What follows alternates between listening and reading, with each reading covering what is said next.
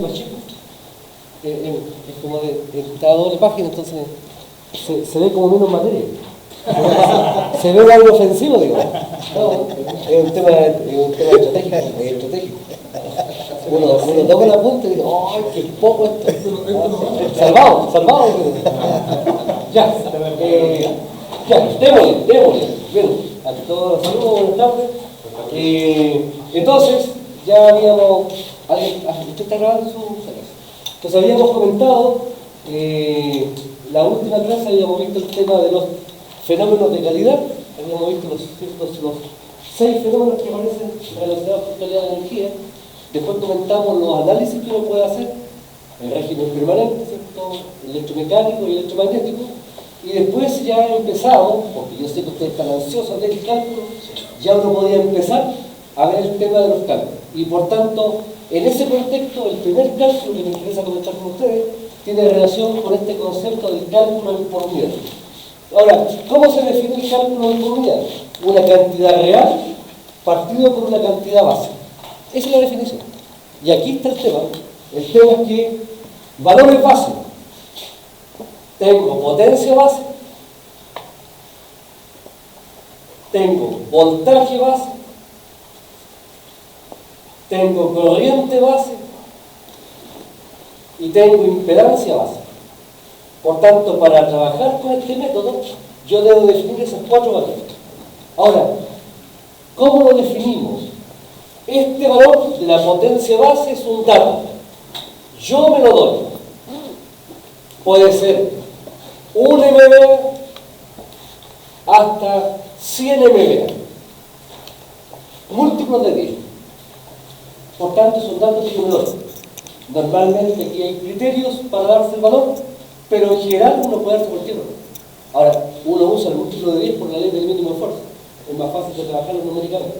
Ahora, la tensión base también es un dato. Pero aquí yo lo saco de la red. Y por tanto, para el voltaje base, yo lo obtengo a partir de la información de los voltajes que tiene la red eléctrica.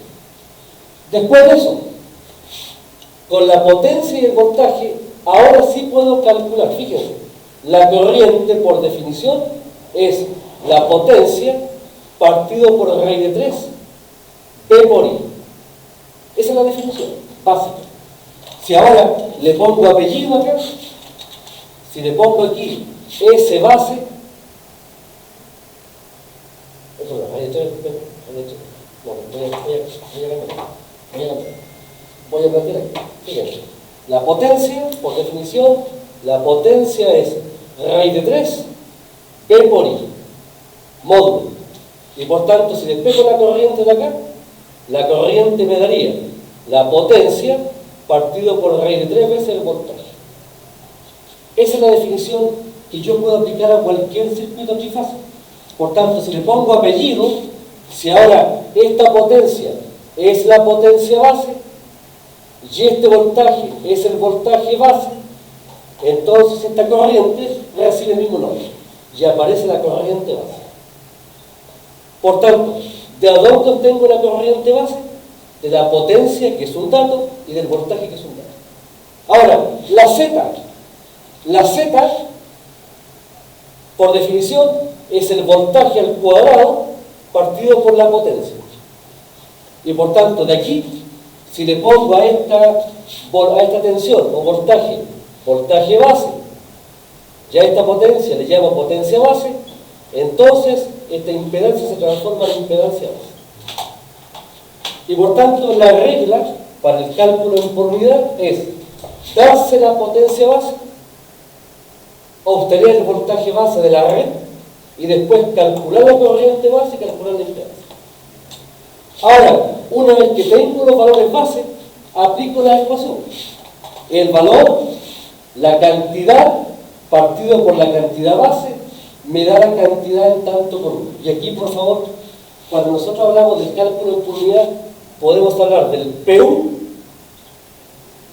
o bien podemos hablar del tanto por uno. Son 2 formas de identificar este método. Hay libros que hablan de PU y hay otros libros que hablan de tanto por uno. es exactamente lo mismo.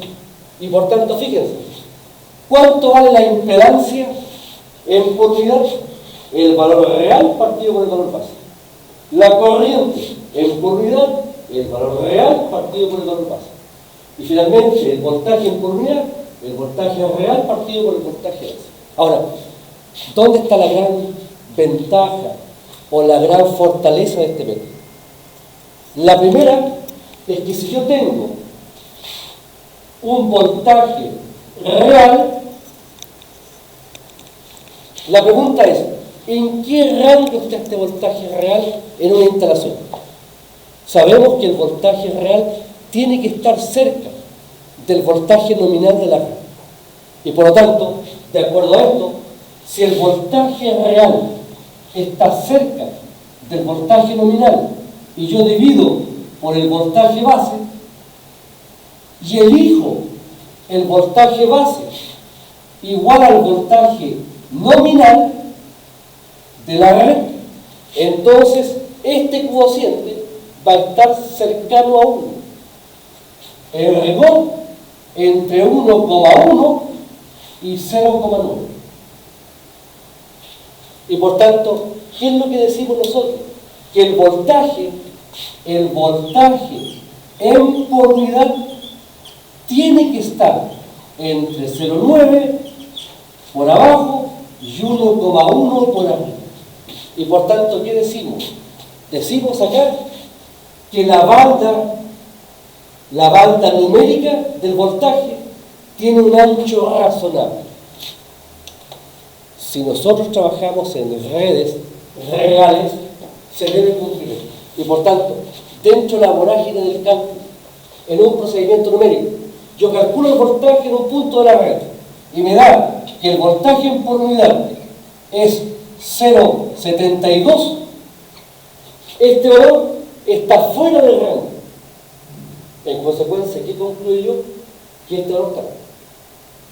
Y por tanto, aquí lo que vemos nosotros es que en el cálculo en por unidad es muy fácil detectar un error de cálculo. Porque cuando yo calculo voltaje, tiene que estar en este rango. Si está fuera de este rango, en algo me estoy equivocando. Y por tanto, a mí me permite, en una vorágine de cálculos que vamos a ver después, me permite identificar errores numéricos. Yo me puedo equivocar. Uno no es una máquina, uno se equivoca en errores. Pero lo importante es que si me equivoco, tener la capacidad de detectarlo. Y por tanto, si a mí me da este voltaje en una barra, lo que no debo hacer es seguir calculando. Si yo sigo calculando, sigo haciéndolo yo.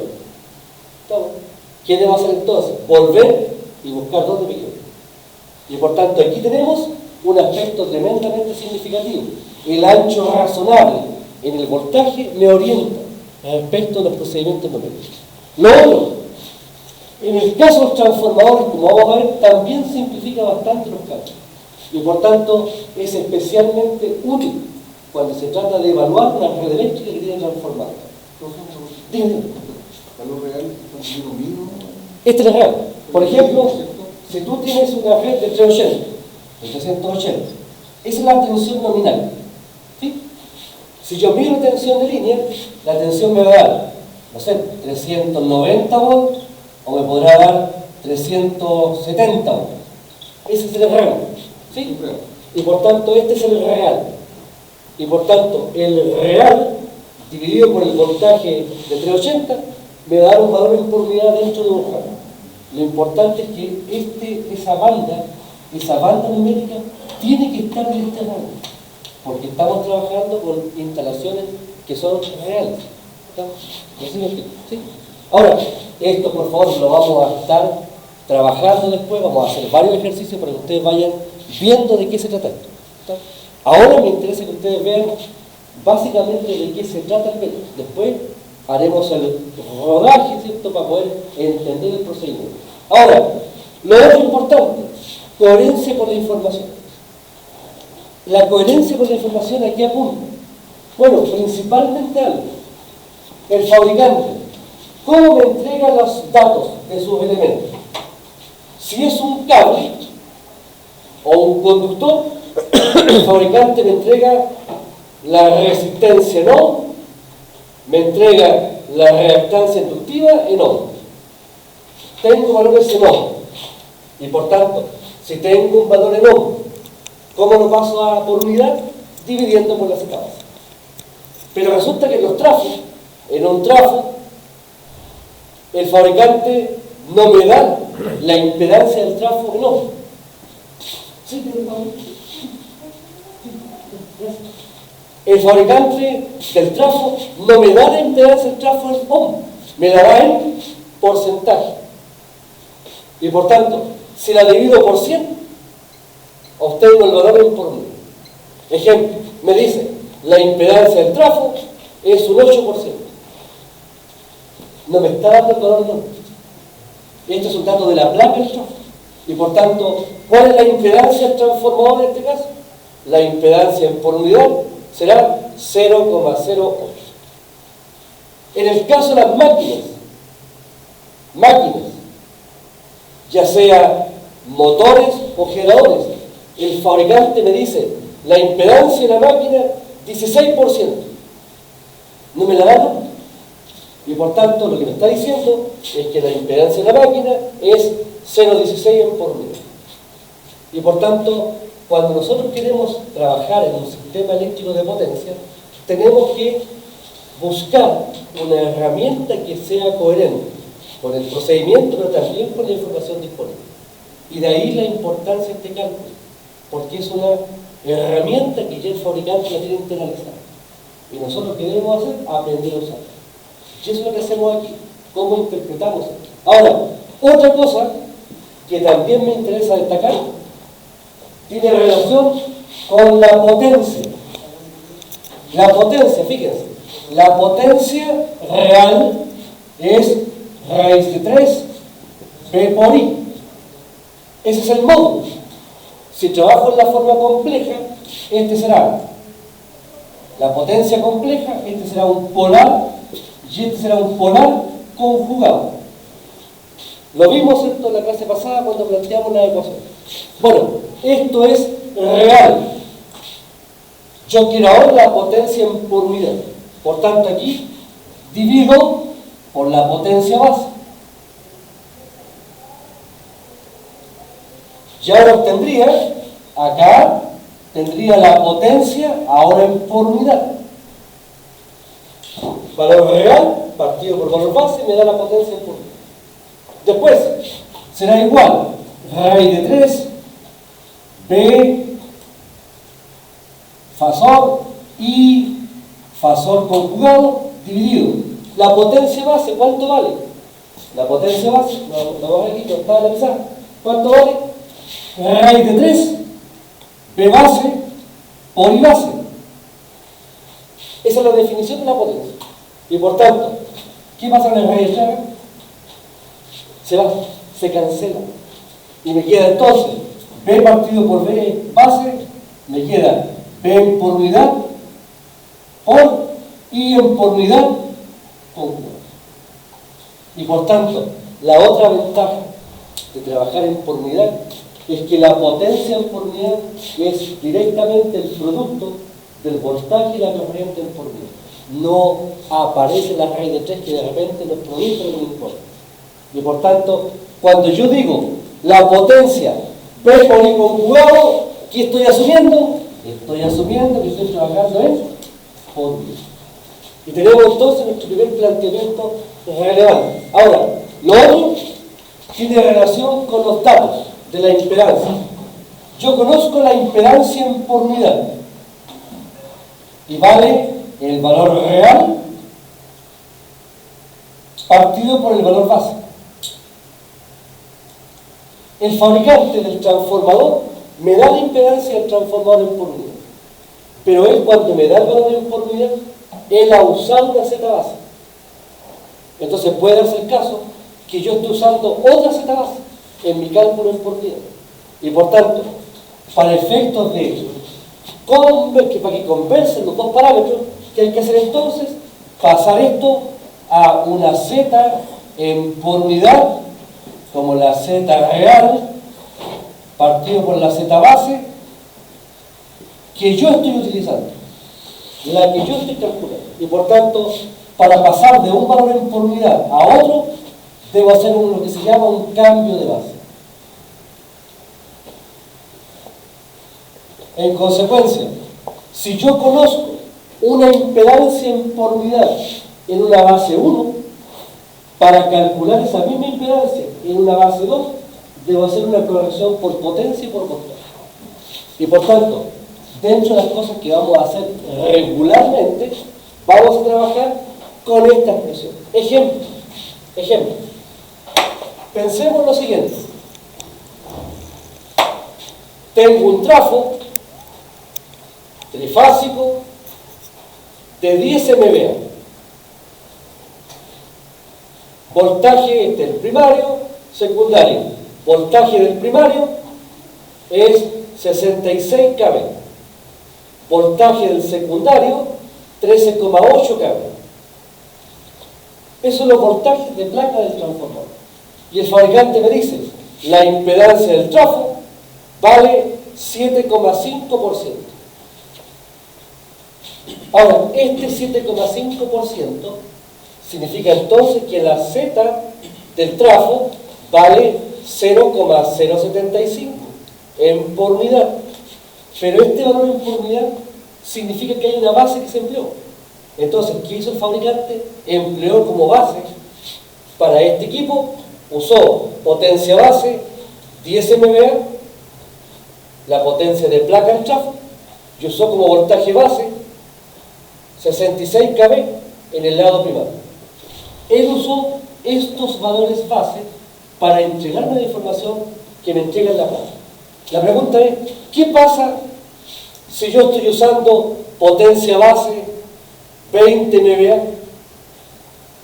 Yo estoy usando una potencia y un voltaje base en el lado primario de 69 kV. Yo estoy usando estos valores base, que son distintos a estos. Por tanto, ¿qué es lo que me dice esta expresión? Que estos valores yo los puedo referenciar a estos. Y por tanto, yo digo, la impedancia del trafo en por unidad respecto de estas bases será la Z de placa 0,075 por corrección por potencia base nueva, potencia base original. ¿Cuál es la potencia base nueva? 20. ¿Cuál es la potencia original? 10. Después, arriba, ¿qué va? La tensión base original, 66. Y abajo va la tensión base que estoy ocupando ahora, que es 69. ¿Y esto al cuadrado? Si me hacen el cálculo, ¿cuánto me daría esto? ¿Cuánto me daría?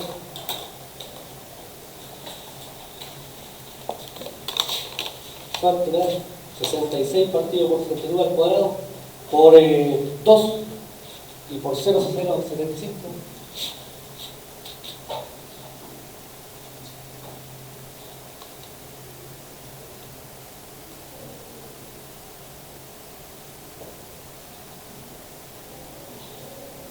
Ahí me dio 0,13. 0,13. ¿Alguien más le dio así? Sí, entonces fíjense. Un mismo equipo tiene distintas impedancias en por unidad, porque va a depender de qué base. Y por tanto, cuando uno tiene, sobre todo en el caso de transformadores, información que me entrega el fabricante respecto a los voltajes y potencia de placa, y yo uso otro valor base, entonces debo hacer la corrección. Este ejercicio lo vamos a estar haciendo regularmente. Vamos a hacer varios ejercicios para que ustedes vayan viendo y vayan adquiriendo esta destreza. Al principio ponemos la expresión, después lo tenemos que hacer mental. No hay para qué poner la expresión completa, sino que la hacemos directa. Y uno va adquiriendo ese rodaje, ese manejo del cálculo. Ahora, de acuerdo a esto, lo que me recuerda entonces es este cambio de base, el que yo debo ser cuidadoso al usar las valores en por unidad. Porque los datos que yo tengo en por unidad son referidos a los voltajes nominales y potencia nominal del equipo. Si yo tengo una potencia distinta, desafortunadamente tengo que hacer el cambio de base. Ahora, ¿qué pasa si yo hubiese elegido potencia base 10 y tensión base 66, habría coincidido y por tanto no debía hacer el cambio de base. Por tanto, ¿cuándo debo hacer cambio de base? Toda vez que o la tensión no coincide o la potencia no coincide. Y eso establece un procedimiento número. ¿Sí? Ahora, esto lo vamos a llevar a piso, hablando en términos futbolísticos, vamos a llevar a piso cuando empecemos a analizar los casos. Por ahora, me interesa que ustedes entiendan de qué se trata. Ahora, dicho esto, otro aspecto que también me interesa comentar desde la mirada general tiene relación con el conductor eléctrico. Profe, dígame. Consulta, ¿el voltaje base siempre se va a tomar del primario? Yo puedo usar también el secundario, pero aquí la técnica, buscando un poco la regularidad, es siempre en el caso de transformadores usar el voltaje primario. Si tú usas el secundario también lo puedes hacer. Pero vamos a hacer un ejemplo para que ustedes lo vean, que de un lado a otro da lo mismo. Pero siempre aquí la idea es tratar de aplicar un método que sea regular, que uno lo aplique siempre de la misma forma, porque así generalmente evitas potenciales errores de cálculo. Esto, si bien es cierto, es relativamente directo, nos puede originar alguna incordia. Importante, la idea es que podamos, pasito a pasito, con los Fonsi, ir abordando ciertos cuestionarios. ¿Sí? Ahora, ¿me respondieron? Sí, díganme. El Z base, por ejemplo, es el 7,5% del Z. Sí. ¿Qué es el por unidad? ¿O el de abajo? Si tú te vas a la placa del trafo, ¿Ya? en el trafo tú vas a ver, bueno, distintos valores, conexiones, etc. Pero tú te vas a encontrar que tú sabes la potencia del trafo, sabes el voltaje primario y secundario, y el fabricante te da la impedancia en porcentaje, no te la dan por unidad.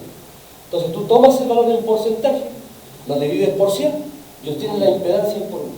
Pero uno conoce la Z base que dio en... La Z base tú la defines. Ahora, lo que pasa es que aquí tú no ocupas la Z base, porque la Z base se ocupa, la Z base yo la ocupo cuando conozco la impedancia no. ¿Te das cuenta? Aquí yo no conozco la impedancia no. Aquí yo conozco la impedancia en porcentaje o por unidad.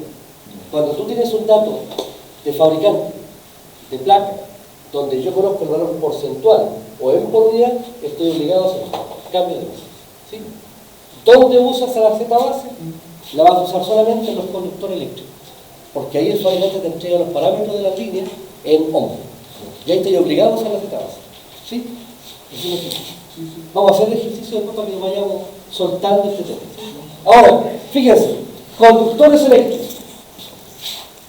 Tenemos desde la mirada de los conductores distintos ámbitos. Aquí hablamos de líneas aéreas o conductores que también le llamamos cables. ¿Y por qué hacemos la diferencia? Porque en la línea aérea normalmente el conductor es desnudo.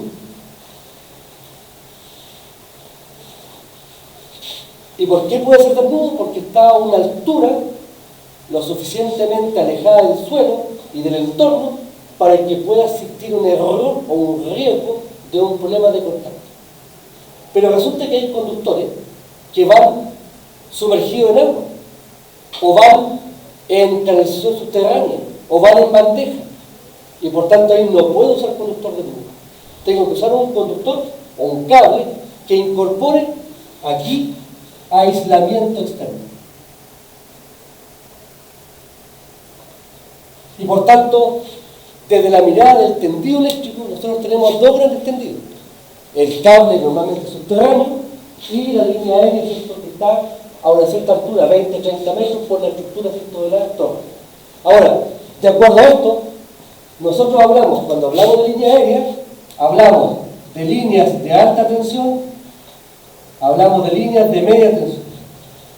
Cuando hablamos de cables, normalmente el cable es de media tensión y también de baja. Ahora, hay situaciones puntuales donde hay cables de alta tensión. ¿Cuándo se usa un cable de alta tensión? Cuando yo no puedo hacer un tendido aéreo.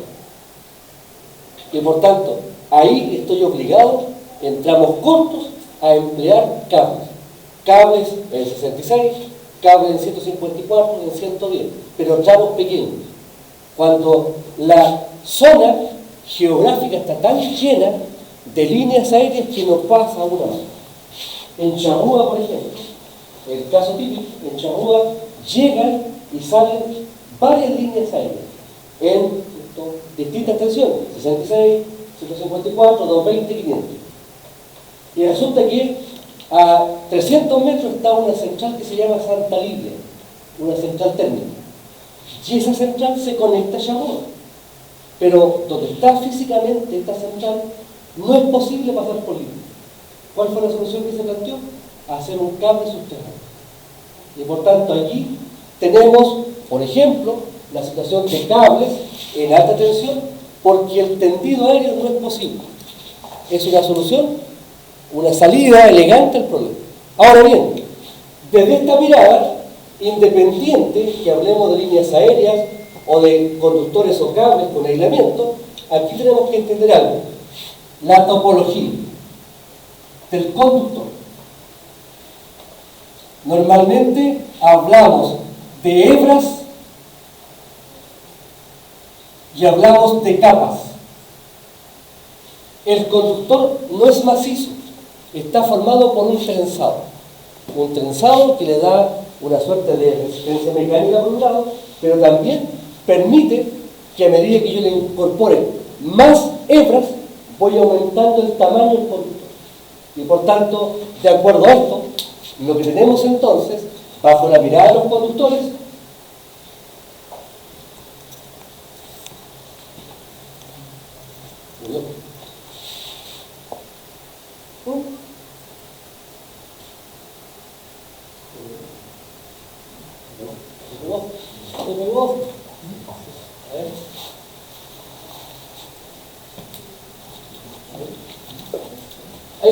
ahí. Fíjense, tenemos líneas aéreas en alta tensión, líneas aéreas en media tensión. Y por tanto, aquí tenemos una topología. Acá tenemos la torre, el aislador o la cadena de aisladores y tenemos el conductor aéreo de su. En el caso de líneas de distribución, también. Ahora tenemos una aportación, solamente tenemos, aquí ya no necesitamos, ¿cierto?, una cadena de aisladores, basta con un solo aislador. Este aislador aguanta hasta 25 kV sin problema.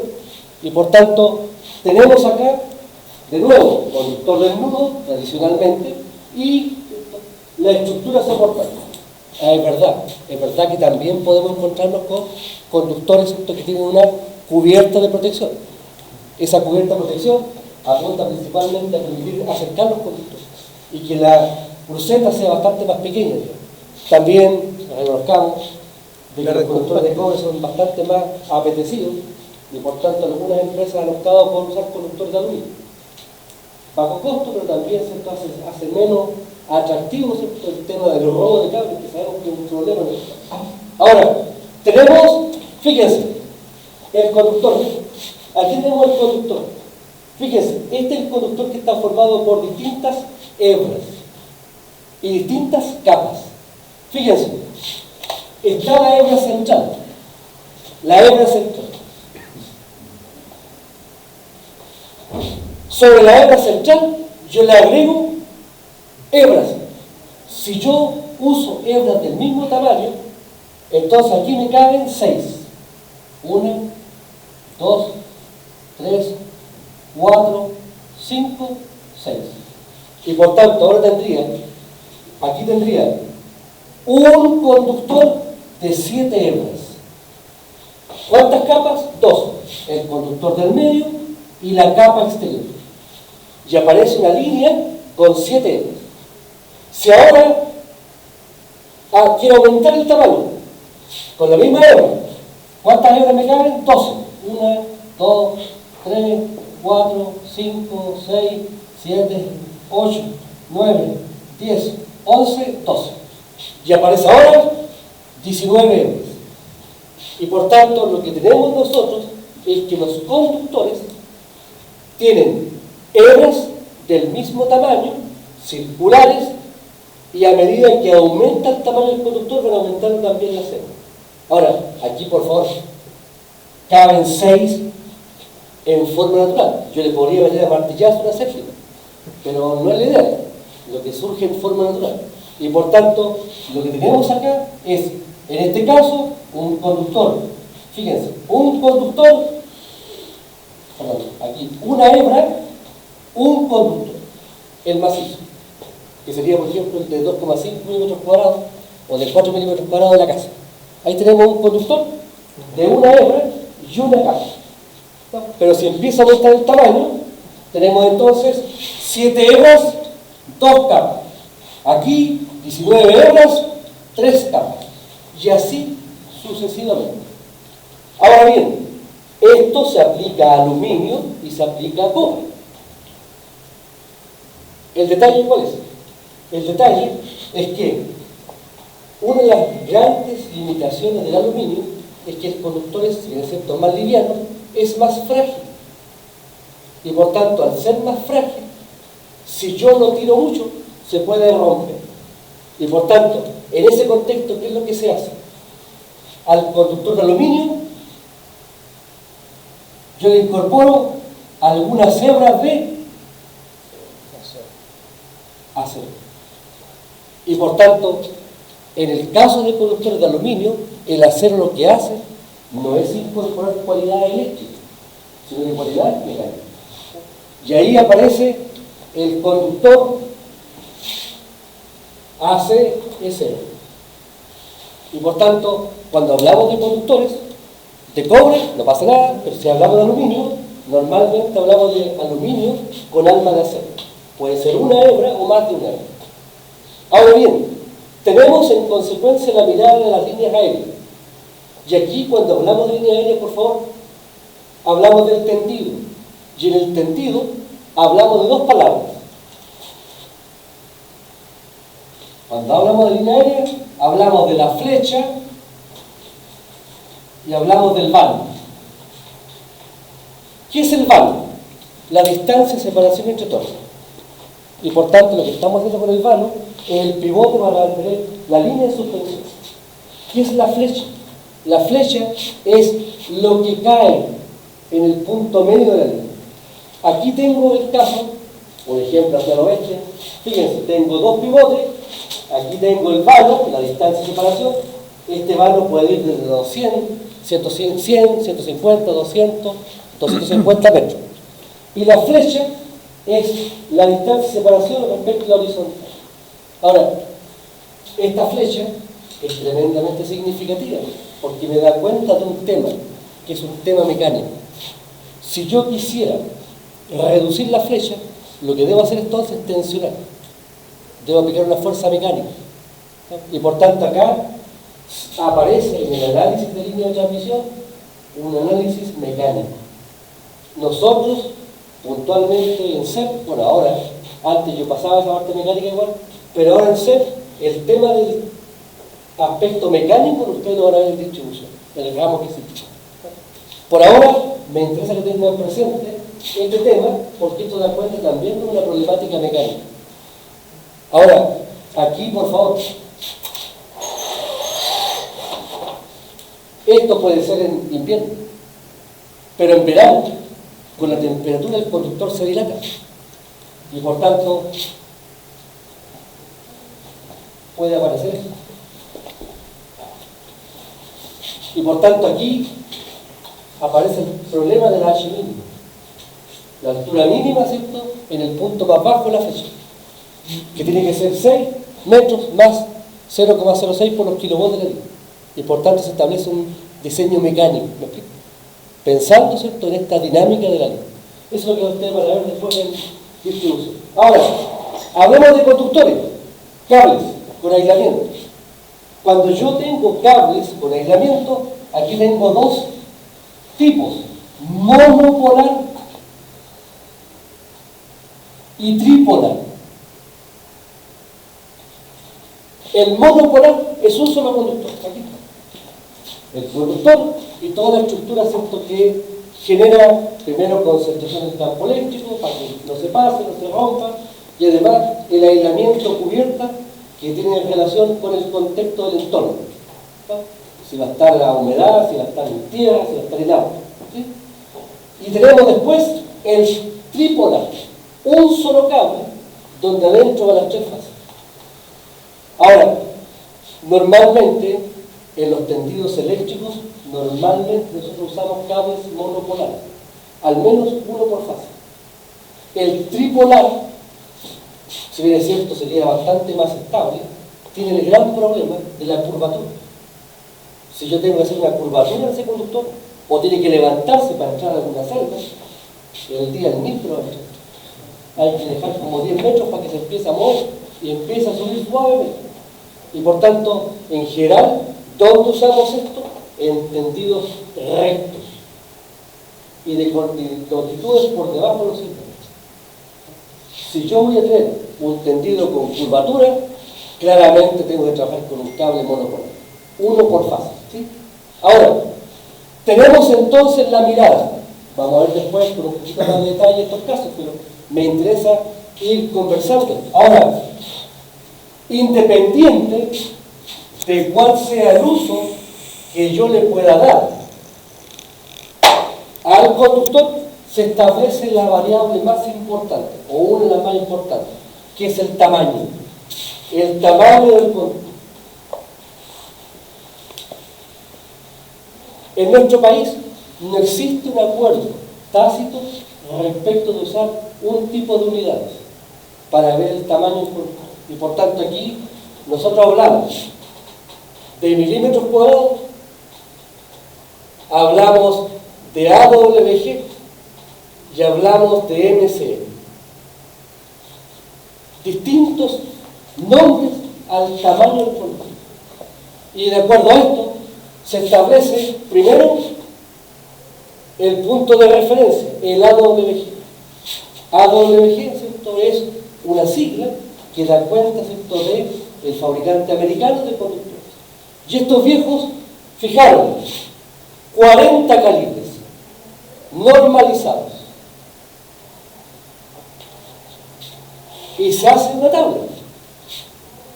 La vamos a hacer aquí. ¿Por qué entretenida esta tabla?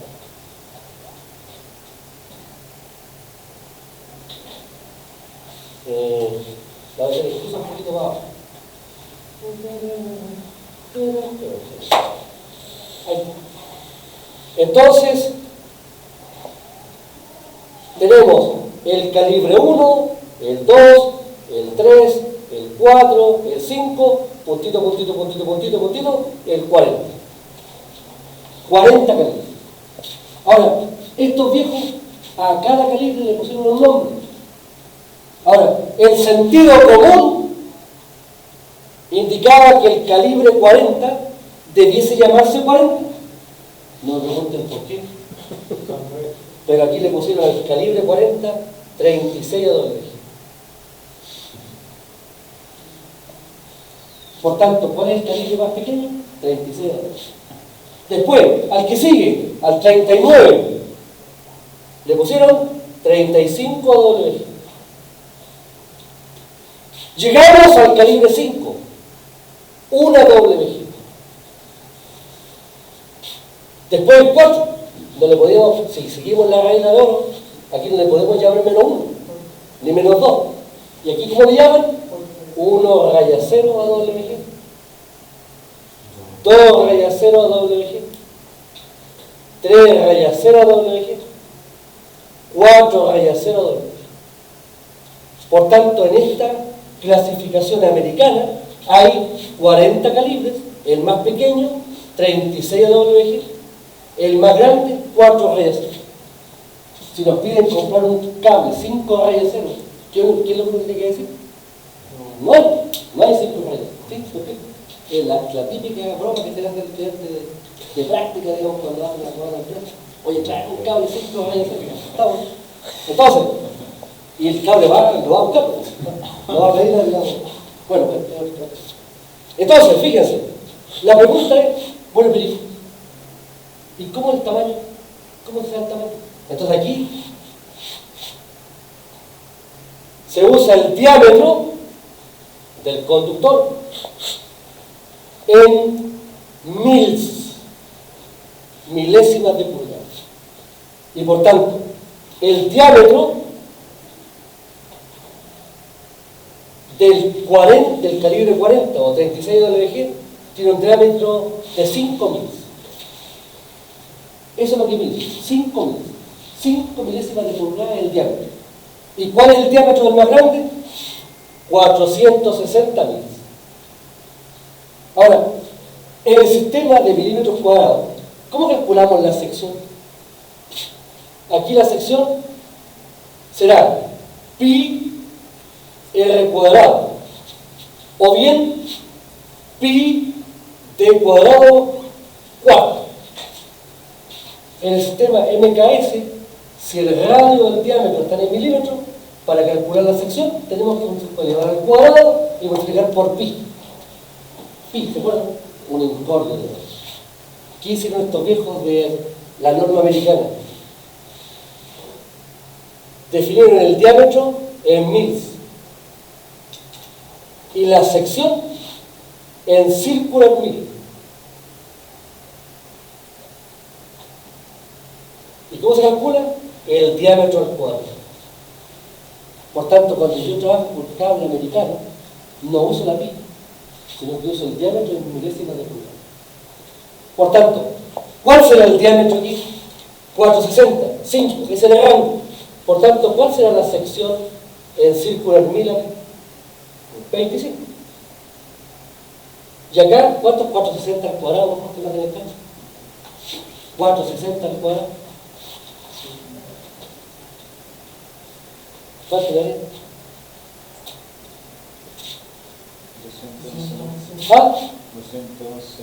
211.600 circular mil.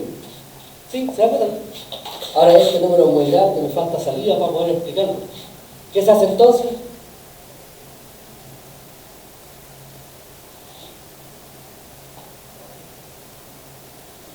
MC. 1000 círculos. Y por tanto, en calibres grandes, yo no hablo del circular mil, sino que hablo del MC. Y hablo con él por una soltura. Por tanto, fíjense, ahora la pregunta es, ¿y de qué tamaño estamos hablando aquí? ¿Cuánto es esto en términos reales? Y aquí aparece la constante, 1973,6. Esa constante define el paso de un conductor de circular mil a milímetros cuadrados. Porque ahí los milímetros cuadrados nos ubicamos un poquito más. Por tanto, esta sección, ¿cuánto será en milímetros cuadrados? 211.600 dividido por 1973,6. ¿Cuánto me haría? 107 milímetros cuadrados. ¿Ah? Ese cable se utiliza tanto para valla tierra. ¿Por qué? O sea, valla tierra, el cable de guardia, tiene varias. Entonces, el tema, fíjense, 107 milímetros cuadrados, el calibre más grande, el 4-0WG. Pero por favor, tiene dos apellidos: 4-0WG, 211,6 MCM o 107 milímetros cuadrados. Y más chico, ¿cuánto le da, por favor? 25 dividido por 1973,6.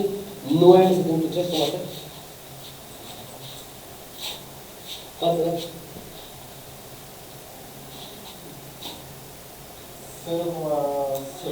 0,01. El tamaño de este conductor es 0,01 milímetros cuadrados.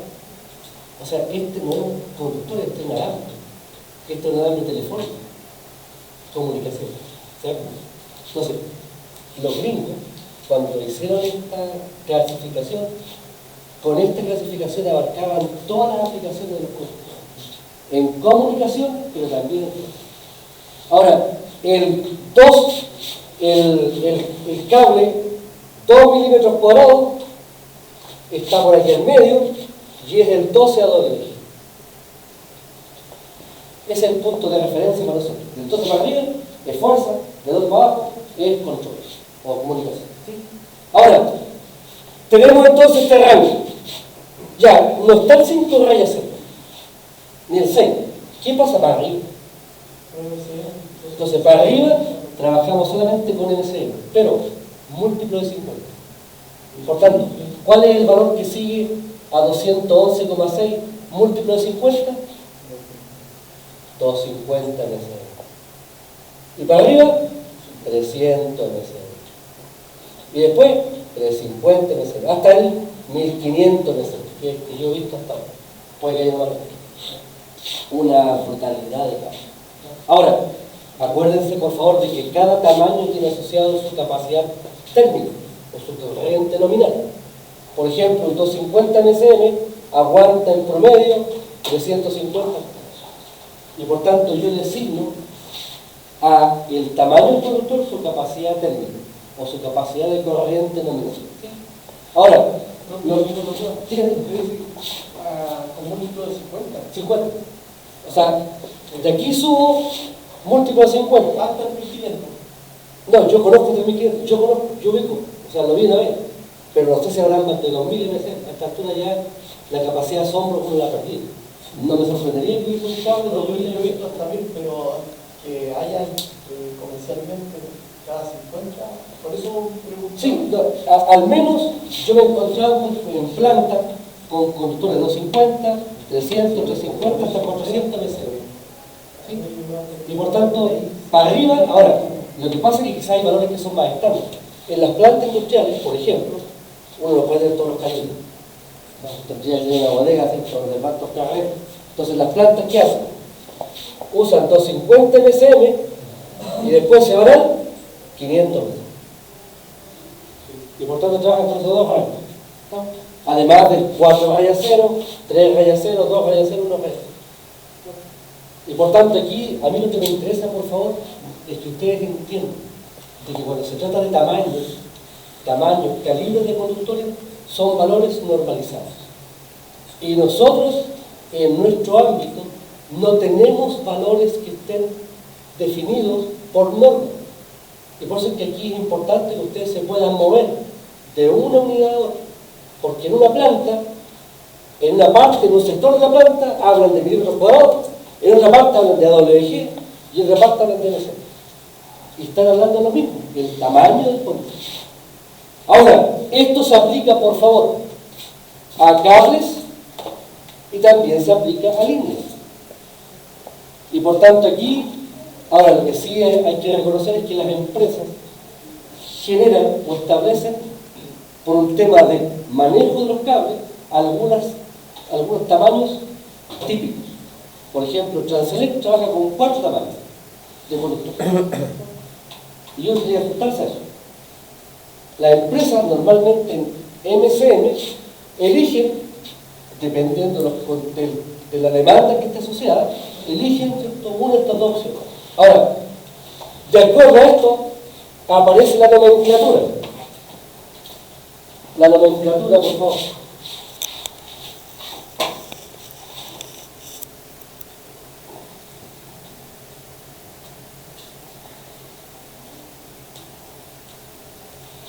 Tengo un cable monopolar trifásico de 250 MC.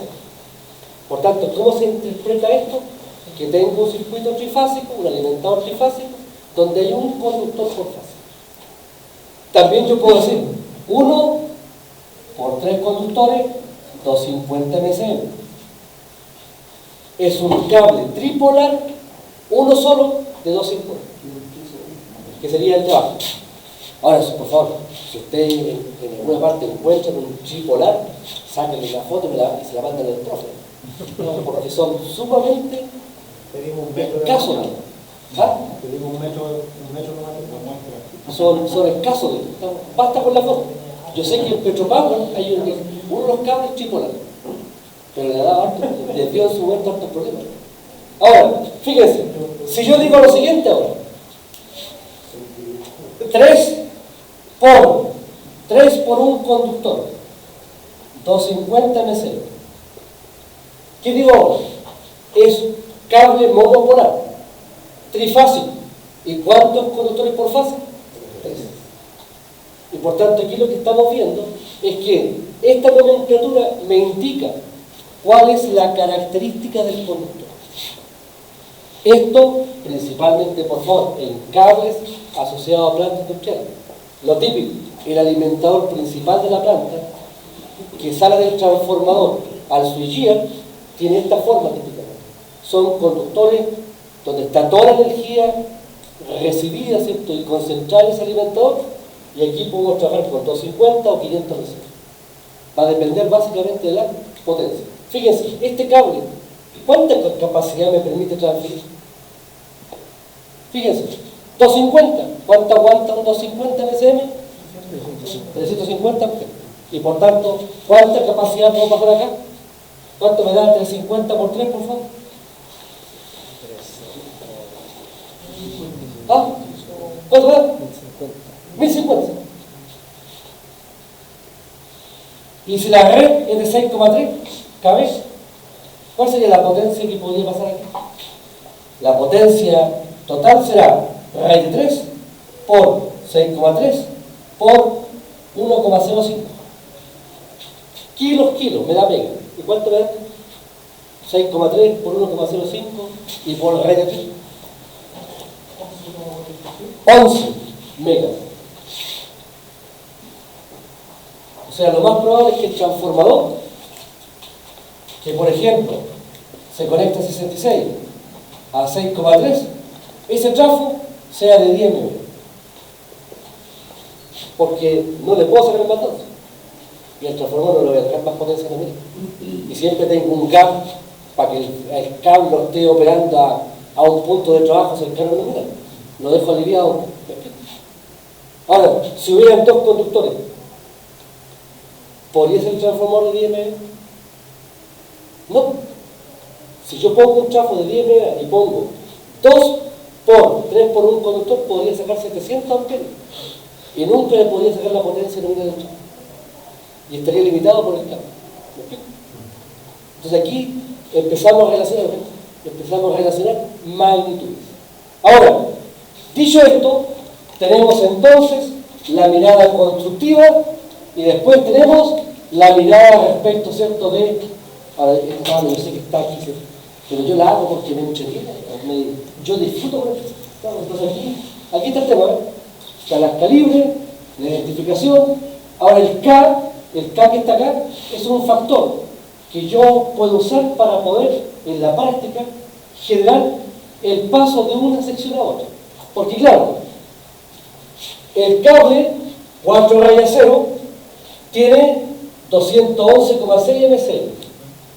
¿Cuál es el 3 raya 0? ¿Qué tamaño tendrá? Entonces ahí uso el cable. Y fíjense, el K, una constante K que a mí no me cuesta aprender. Uno ya está viejo, ya la memoria falla. Fíjense la constante K que me dice K, 1,123. Es imposible no aprenderse. Entonces, esta constante me da cuenta de las secciones consecutivas. Por tanto, ¿cuál es la sección de un 3 raya 0? 211,6 dividido por 1.123. ¿Y cuánto me da? Si me hacen el cálculo, 211,6 dividido por 1.123. ¿Cuánto me da? ¿Ah? 188,48. 188 es MC. Y después si divido esto por 1,123, ¿cuánto me daría 188 dividido por 1.123? 133 por esto.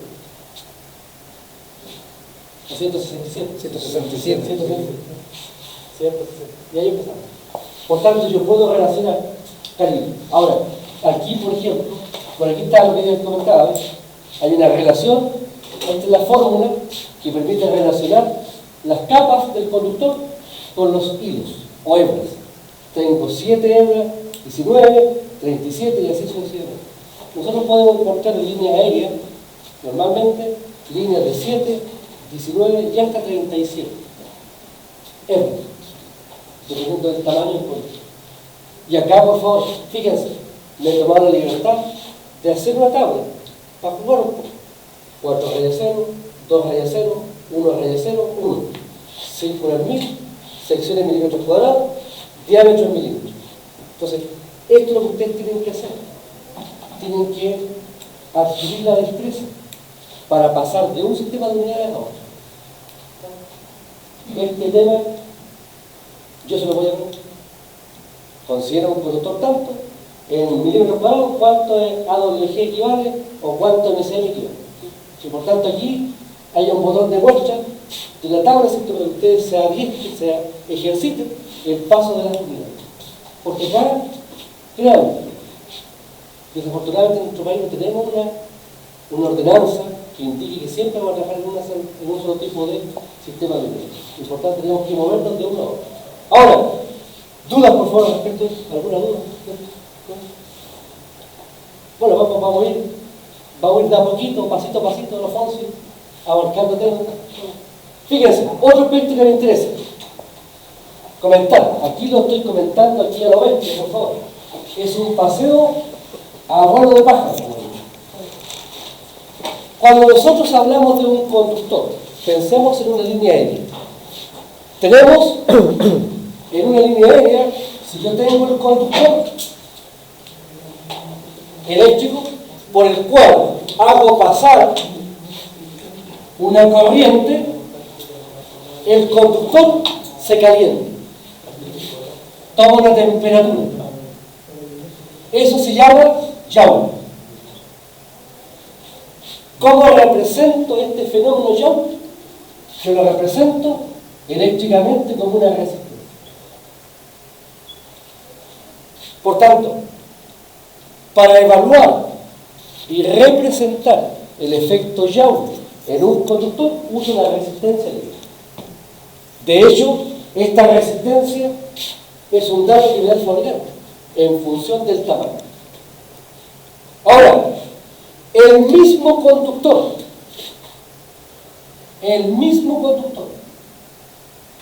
yo le hago circular una corriente alterna y aparece otro fenómeno. El fenómeno de campo magnético, que sigue la regla de la mano derecha. El pulgar, la corriente, y los dedos me dan las líneas de campo. ¿Qué me recuerda esto? El campo magnético me recuerda que el entorno de la línea, o el entorno del conductor, es un entorno activo. Lo que pasa es que yo no lo veo. Yo veo solamente los efectos. Por ejemplo, si yo pusiera una placa metálica aquí,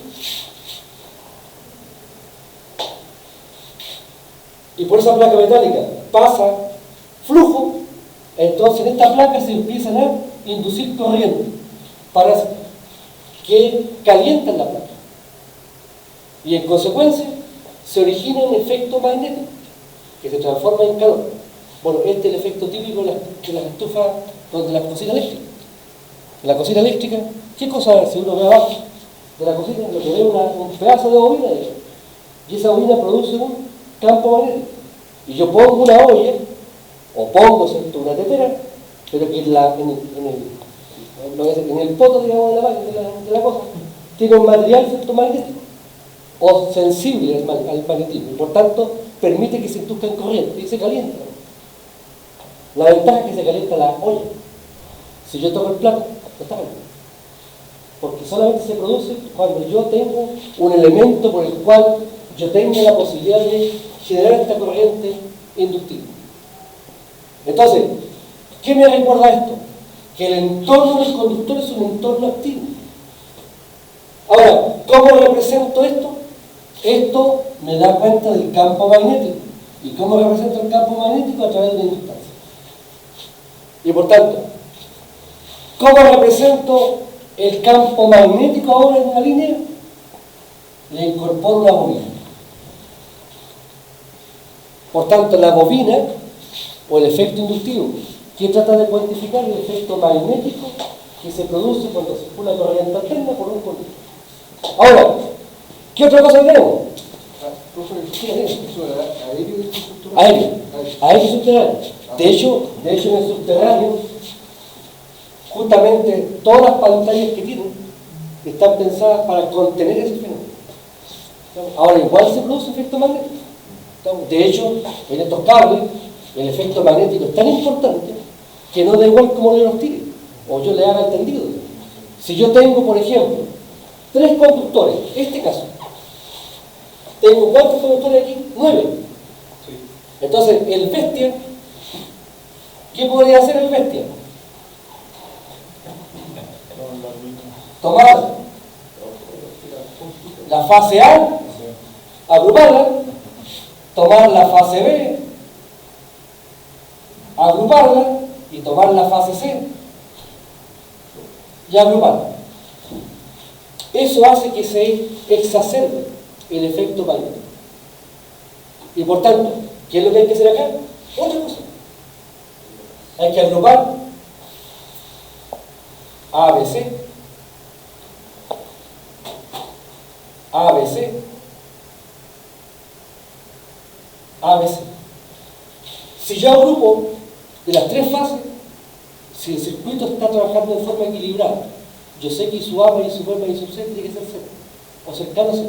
Y por tanto, este paquete que está acá anula su efecto magnético. Y por tanto, no hay efecto sin fuerza. Aquí lo exacerba, aquí lo anula. Y por tanto, acá, cuando hablamos de tendido, es tremendamente importante empaquetar los cables. Cuando son cables importantes, con corrientes importantes, media tensión. En baja, el efecto no es tan significativo y yo puedo tirarlo todo en bandeja, así da igual que esté. Son todos del mismo color, no hay ninguna marca, no. A lo bestia. Pero en media tensión tengo que hacer. ¿Y eso por qué lo hago? Porque este efecto inductivo es relevante. Fíjense que este caso es tremendamente complejo. Porque aquí, ¿qué va a pasar en este caso? Si miro la corriente, por aquí van a pasar 120 amperes, por aquí 80, por aquí 50. Solamente, ¿por qué se produce diferencia de corriente? Por el tendido. Porque el efecto magnético, la impedancia finalmente, y por tanto, este es un tema, bueno, por eso es que ustedes ya habrán escuchado, por eso es que es importante el tema de las cámaras termográficas.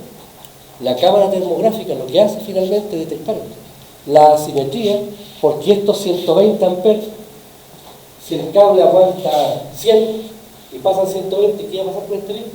Se va a empezar a calentar. Y por tanto detecto el problema. En función de esto, el efecto magnético, insisto, es un efecto que en líneas es relevante, pero también en campo. Ahora, en campo eléctrico, el campo eléctrico, ¿qué me recuerda el campo eléctrico? Fíjense, yo tengo un conductor.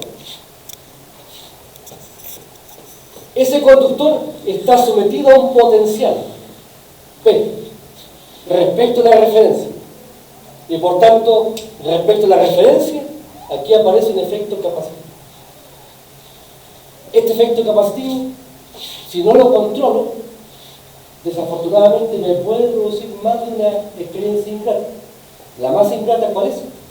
Que se puede ionizar el aire y se produce una fuga. En el caso de los cables, también se presenta. Y por eso es que aquí dice pantalla, la pantalla. ¿Qué hace esa pantalla? Trata de contener el cable y el efecto capacitivo dentro del cable. A tal punto, yo sé que esto no se va a hacer, no se debe hacer, pero yo teóricamente el cable tendido en media tensión, yo podría tocarlo. Y teóricamente no debería pasar nada, pero no se puede hacer. Definitivamente nunca toque un cable de media tensión. Entonces aquí, si esta pantalla no estuviera, este efecto de campo eléctrico rompería el aislamiento, fisura finalmente todo lo que es la capa y se pasa. Por tanto aquí, de nuevo, el efecto de campo eléctrico, yo lo represento como un efecto capacitivo. Y por tanto aquí, en una línea de transmisión, hay efecto receptivo, efecto inductivo y efecto capacitivo. Hay un cuarto efecto que está acá.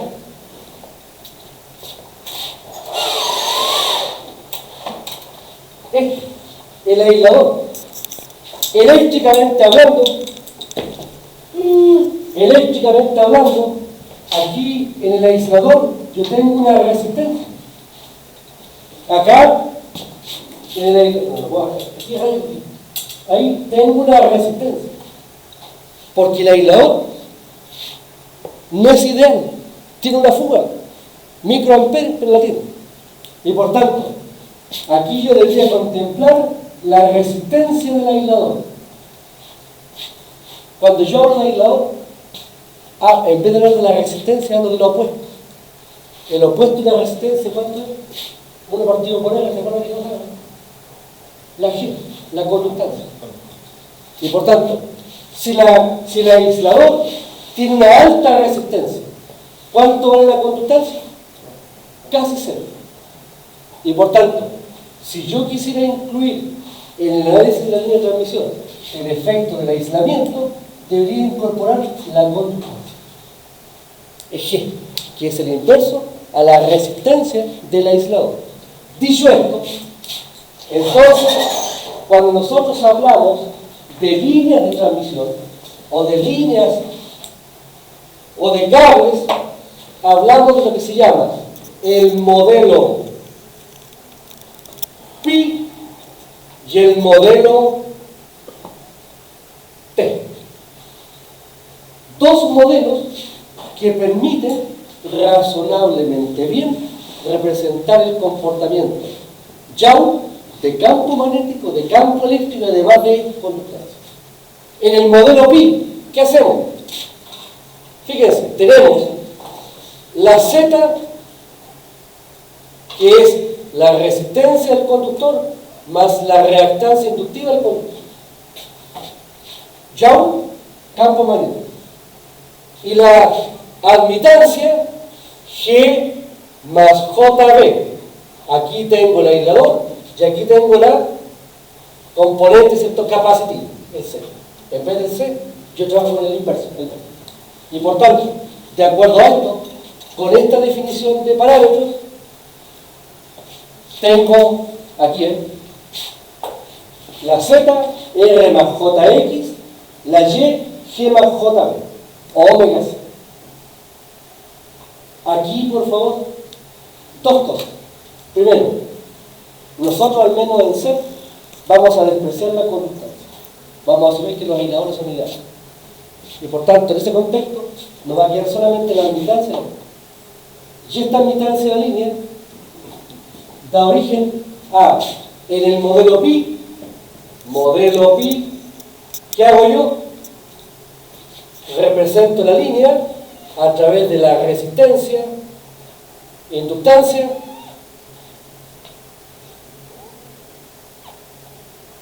aquí tengo el voltaje de partida, la cabecera de la línea, aquí tengo el voltaje de llegada o cola de la línea, aquí tengo la resistencia de la línea o del conductor, la reactancia, y aquí el efecto capacitivo lo divido en dos partes. Y medio, Y medio.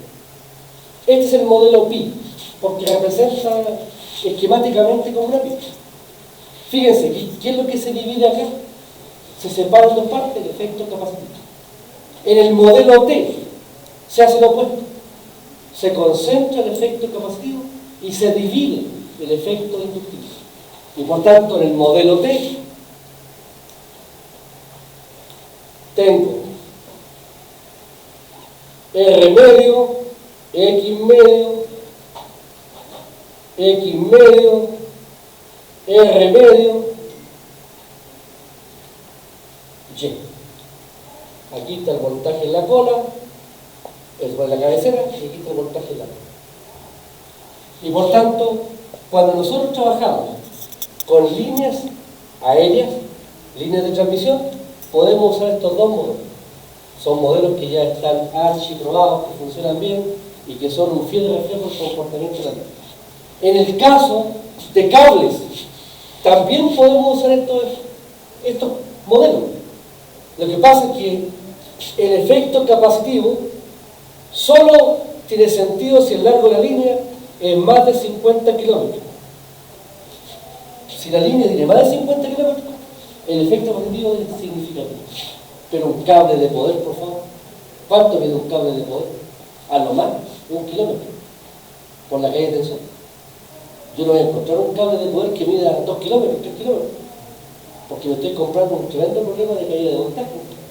Por tanto, como los cables tienen longitudes por debajo de los 1000 metros, el efecto convectivo yo lo puedo despreciar.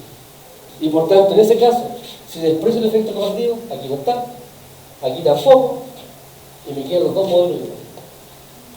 Y por tanto, tenemos, a partir de esto, una posibilidad de evaluar el comportamiento. Ahora, aquí, por favor, en el caso de este circuito, el Z y los Y, si ustedes se dan cuenta, aquí tengo malla.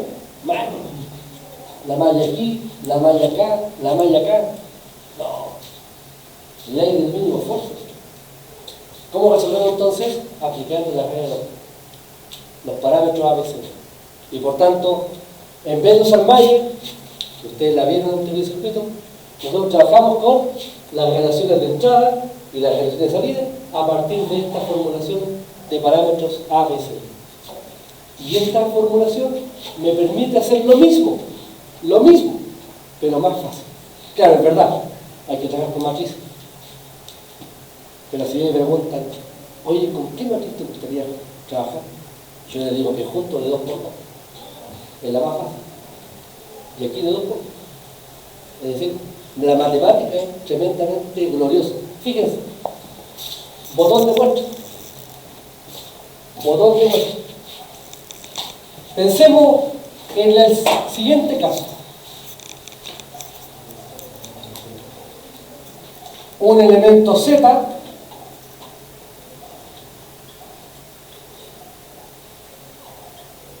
aquí tengo el voltaje de entrada, aquí tengo el voltaje de salida, aquí tengo la corriente de entrada y aquí tengo la corriente de salida. La red de 2 puertas, acuérdense, lo que hace es ver entrada y salida. Ya, no apliquemos red de 2 puertas. Método tradicional. Por tanto, aplico LBK. Si aplico LBK, digo, P sub S es igual, o malla completa, menos Z por I sub S menos B sub R igual a 0. Vale. Y por tanto, ¿cuánto vale B sub S? Será Z por I sub S más B sub R. ¿Estás de acuerdo? Sí. LBK. LSK. ¿Cómo es I sub S y I sub R en este circuito? ¿Se dan cuenta que la corriente que entra y la que sale la misma? ¿Sí o no? ¿Están de acuerdo? No hay ninguna derivación. Ahora, estos son los que dice el método tradicional. Miren, esto es una maravilla. Yo sé que después se complica un poco, pero vamos, no lo aceptemos todo. Entonces, fíjense, formulación de los parámetros ABCD. B sub S, variables de entrada, la matriz A, B, C, D, por la variable de salida. Eso es lo que nos plantea esta regla de 2 formas. Desarrollemos. ¿Cuánto vale B sub S? Será igual fila por columna. A por B sub R más B por I sub R. Fila por columna. Primera fila. Segunda fila. I sub S es igual a C por B sub R más D por I sub R. He desarrollado las ecuaciones de esta formulación basada en la formulación de la matriz de 2 por 2. Comparemos, por favor. Comparemos. ¿Cuánto sería el A entonces por analogía si comparamos esta ecuación con la de ayer? ¿Qué acompaña al BSUR aquí? ¿Qué factor está acompañando al BSUR? Aquí, 1 por BSUR. Por tanto, ¿cuánto vale la? 1. Disculpen la boca. ¿Cuánto vale el B? Por analogía, Z. Corriente. Y su S y su R son iguales. ¿Hay algún término que dependa del voltaje en la segunda ecuación? ¿Cómo puedo anular entonces este factor? 6 igual. ¿Y cuánto vale el D? Igual 1. Por tanto, en vez de aplicar LSK y LDK, ¿qué digo yo? En una línea con impedancia serie, P sub S y sub S es igual a 1, Z, 0, 1, P sub R es 1. Y por tanto, hago análisis directamente, de una vez, no tengo mucho de. Ahora, claro, me van a decir, pero profe, yo me acomodo más, sí, porque es una sola impedancia. Pero si yo te pongo área, serie paralelo, la cosa se empieza a complicar las mallas. Ahí te complican las mallas. Pero si yo tuviese las matrices, yo puedo llevar esto acá a solamente matrices de 2 por. Y eso es lo que hace la diferencia. Me permite plantear, fíjense, en ese caso, para esta línea, con ese modelo, ¿cuál sería la formulación? Me adelantemos un poquito. Para esa línea, P sub S y sub S será la matriz de 2 por 2 de la admitancia 1, 0, Y, 1. ¿Qué sigue después? Z serie. De la Z serie, 1, Z, 0, 1. Y después está la misma Y. 1, 0, Y, 1. P sub S, P sub R y sub R. Y aquí tengo listo. ¡Listo! Llegar a multiplicar matriz de 2 por 2. Y me olvidé la malla, me olvidé de toda la teoría que sí, verdad, la aprendimos, pero que en realidad para nosotros no es útil. No es útil. Ahora, yo siempre en las pruebas digo, oye, si usted quiere hacer malla, hágalo. No es gran problema. No se va a hacer. Si va a hacer así, en un plus plus. ¿Tomadores? No ponen la paz. Entonces, fíjense, ¿qué otra cosa es importante? Si yo trabajo con los parámetros ABCD, la A y la D son iguales. Y A por D menos B por C me da 1. 1 por 1 menos Z por 0, 0 me da 1. Es decir, además, esta formulación me permite relacionar estos temas. Cuando veamos línea de transmisión, cuando veamos el capítulo 2, en la prueba 2, vamos a hacer el cargo. Vamos a trabajar con los parámetros ABC. ¿Por qué? Porque basado en el mínimo esfuerzo es mucho más simple. ¿Sí? Ya, me dejamos hasta acá. Vamos, seguimos mañana. No, mañana seguimos. Mañana terminamos este capítulo. Bien, perfecto. Tenemos.